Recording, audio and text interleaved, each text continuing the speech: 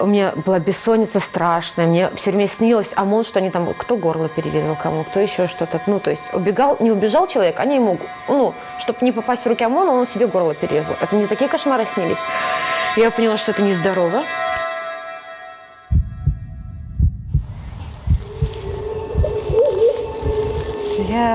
Летела зязюля, ды стала кувати. Ой, то ж не зязюля, то родная мати. Ой, то ж не зязюля, то родная мати. Яна прилетела дочку ратовати. Ой, каб яна знала, яка у мяне беда, яна передала воробчикам хлеба.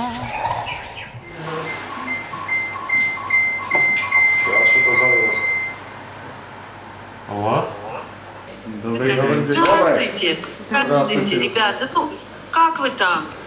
Ну, как-то уже получше. Да. Яна з Менска, їй 27. Пройшла праз Окрестина і Жодіна, і, можна сказати, в процесі доброохотно, вона прийшла сама в Алтазар зі своїм сябром.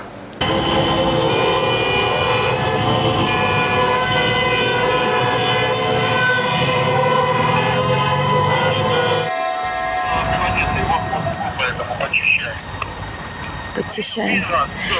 Ой, если нас почистить сейчас. Чисто. Вот к вам переходят двое. Один в клетчатой рубашке, второй белый. Не, он со мной.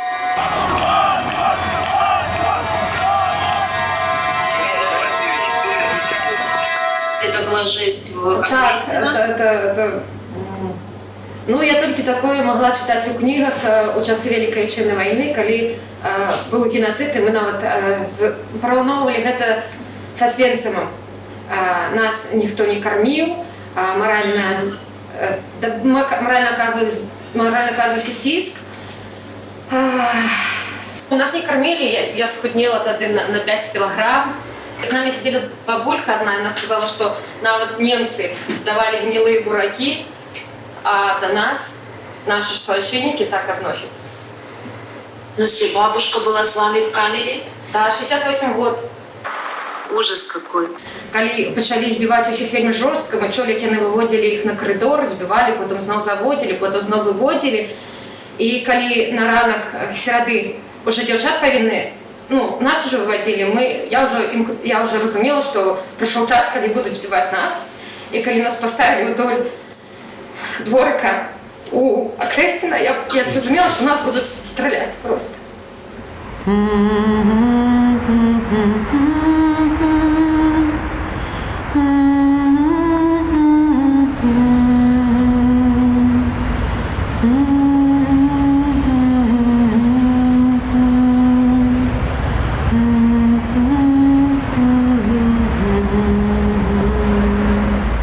Когда нас выводили из камеры, уже по тюрьме выводили на волю, я спрашиваю мужчина, а сколько вообще ехать, сколько расстояние, 60 километров. Я прикинула, если сейчас в районе 12, к 6 утра я дойду до Минска. Думаю, никуда не сяду. Если будет ехать машина становится, буду сбегать куда-нибудь вниз. Это настолько вот такое было мышление узкое, что добрых людей больше в мире не существует. Сейчас сяду в машину к кому-нибудь, и меня прямо на Окрестина привезут. Вот, то есть везде тихушники, скрытый ОМОН, тебя только все дороги ведут на Окрестина. И когда уже прошли какую-то, отметили, что я фамилия, я вышла во столько-то. Я говорю, а дверь можно открывать? Говорю, да. И я выхожу, а на улице стоит 400 людей. И они все начинают хлопать, ты вышла, все с плакатами. Пишем, куда можем подвезти. Людей куда отвезти можем? Домой, голова. Да, домой.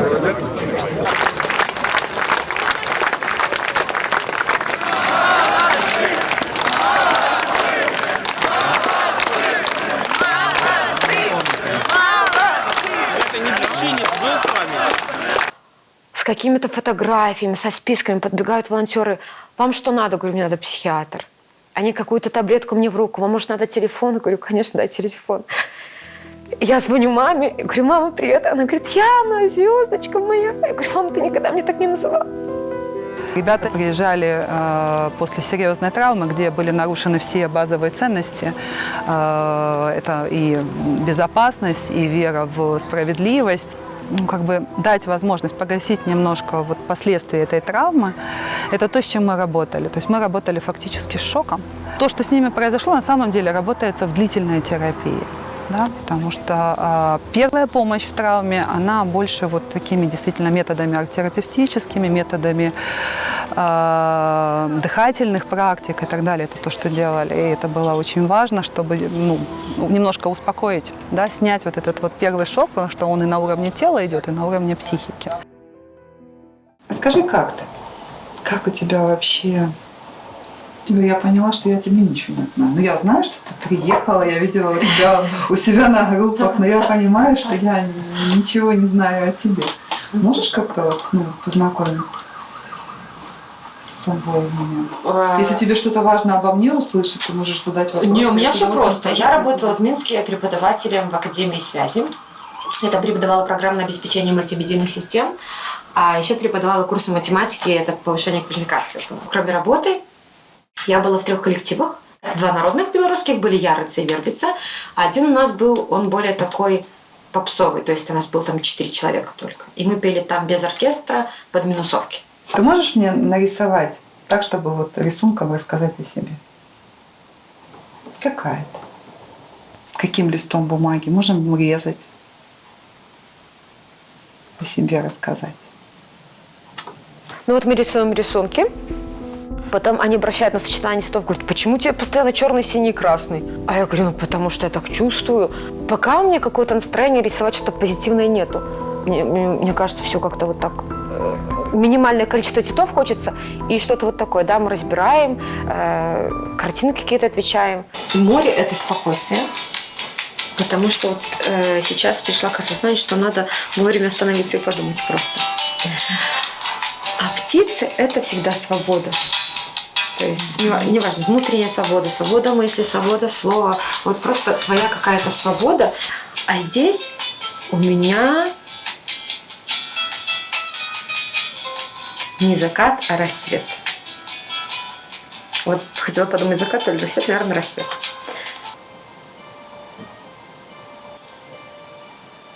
А птицы, наверное, улетают. Про друзей, которые там остались.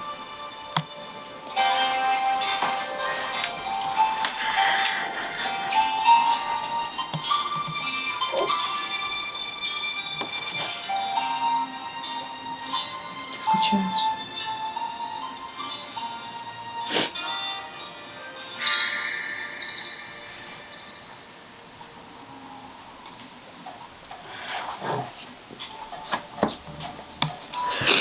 Поэтому ты еще бесцветная. Ну, иногда такое.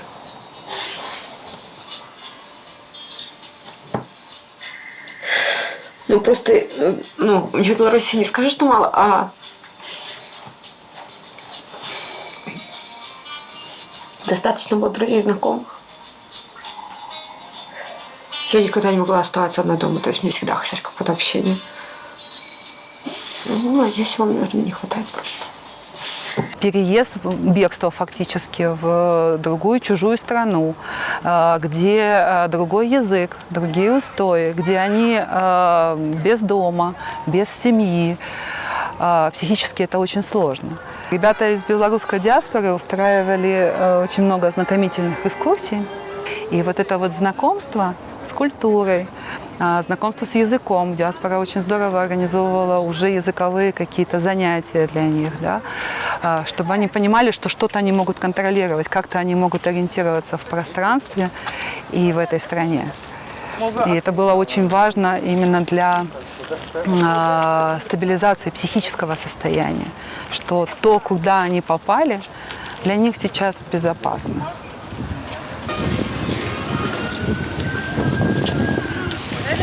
если громко, то оно вообще... А безопасно это тогда, когда я знаю, я знаком с этим, и я это контролирую.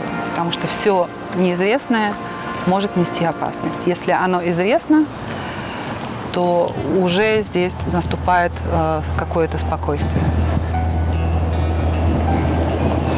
Воспоминания она из меня доставала недели 4. Да, у нас прошло 4 сеанса, когда я наконец-то все высказала, что у меня накопилось за этот период истории. Вот, и потом уже мы начали вот работать, наверное, как-то она уже там...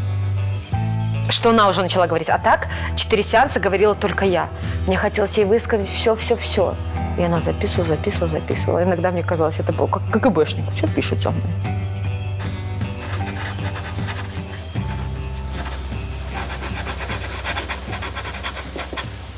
То есть мы оформляем сейчас как якобы новостной какой-то... Да, то есть маленький абзац сейчас новостной о том, что произошло. Сухие факты.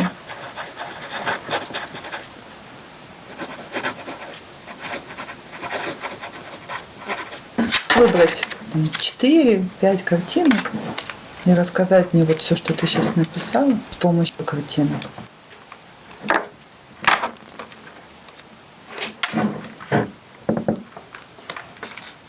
А это вот полностью выражает лицо режима.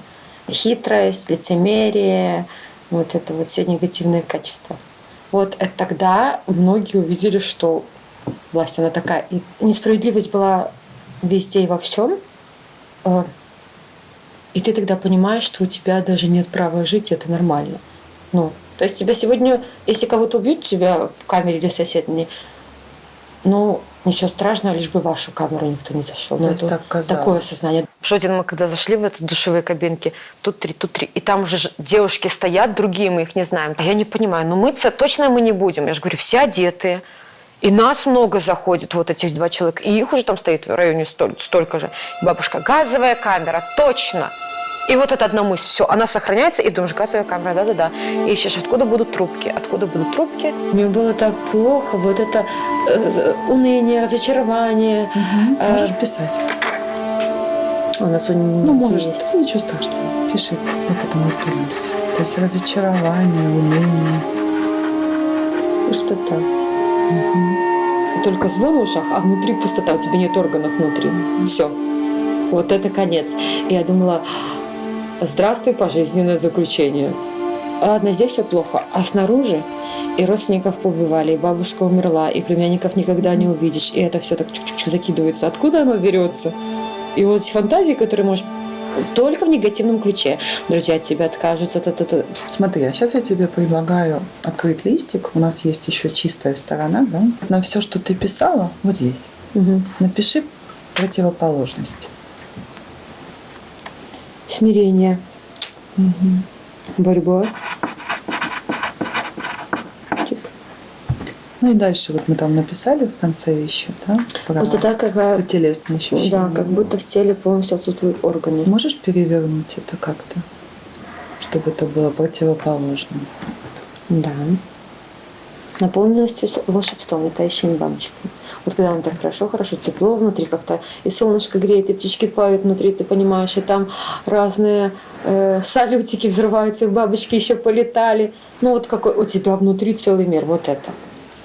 Все, что было в прошлом, это наше восприятие здесь и сейчас того, что было в прошлом. И вот это восприятие можно переписать через сказку. И вот я тебе думала такое вот предложить сегодня. Сказки действуют волшебным образом, они сбываются.